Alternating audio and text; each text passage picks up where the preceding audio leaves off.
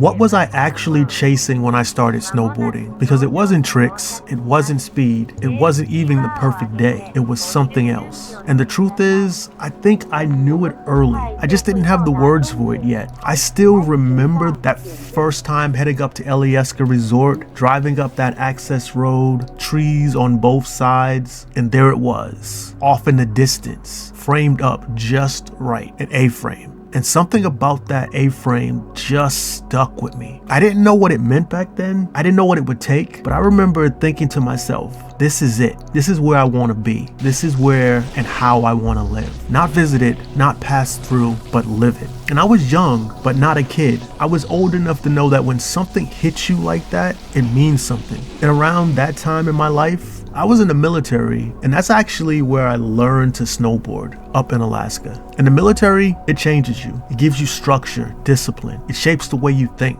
But for me, it also gave me something I didn't expect. It gave me that connection to the mountains, one that stuck. So when I came back home, I didn't just come back with discipline. I came back with the same pull towards the mountain. And even though I didn't understand it yet, I never really lost it. Because when I look back on it now, it was never about progression for me. It wasn't tricks. It wasn't pushing limits.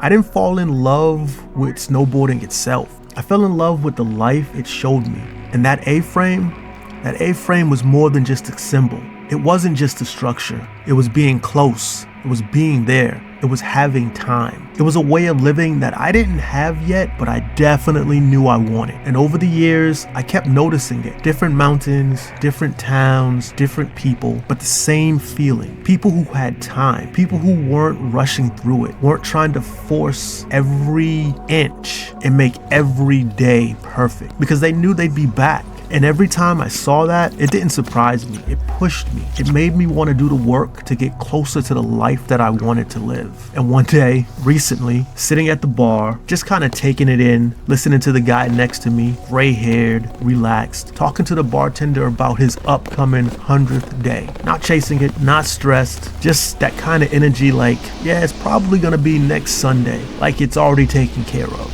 So I'm sitting there thinking to myself, weather's doing good, probably gonna hold up for that next Sunday. So I leaned over and said, yeah, you lined up that 100th day just right. Sunday's gonna be a nice one. He kind of smiled, we started talking. That's how it always goes. I travel alone a lot on the mountain, but on a mountain, you're never really alone. You sit at a bar long enough and you're gonna have a real conversation, and probably with a local. And we got into it. We started talking about how people don't enjoy it the way they used to. Too much negativity, too much complaining. And I listened because he wasn't wrong, but I've seen the other side of it. So I said to him, you know what I think it is? The people who complain the most, they're the ones trying to make the most out of their 5 days, their 7 days. And he paused on that because reality is, the problem isn't the mountain, it's the little time we give ourselves on it. Most people, they've got 5 days, maybe 7. So those days carry everything. They have to be worth it. They have to feel right. They have to live up to the trip. And that's pressure.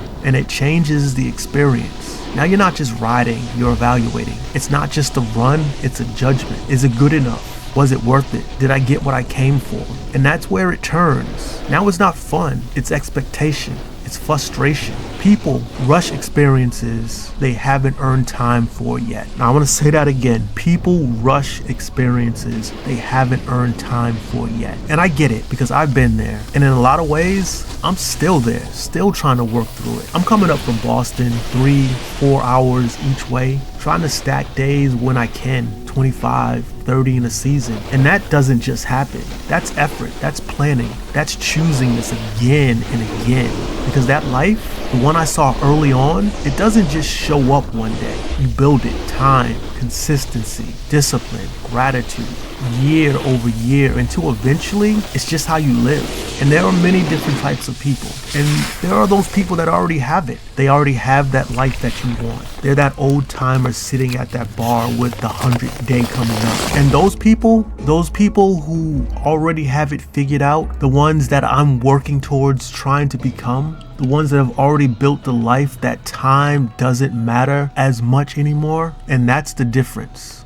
So when I think about it, it was never actually chasing this whole time. It wasn't the perfect run. It was that A-frame. It was what that A-frame represented. It was that life. It was having the time to just be there without pressure, because the mountain, it's not going anywhere, but your time, that's the variable. So maybe it's not about that perfect day. It's about building a life where you don't need those perfect days. And if you're not there yet, that's fine, because I know I'm definitely not. But I've seen it, so I know it exists. And it reminds me that I'm on the right path. And what I'm working for is what I've always been working for. I'm Blair, and this is the Dirtbag Association, where our wax is old, our knees are older, but the stoke doesn't melt. See you on the mountain. I don't ask for too much.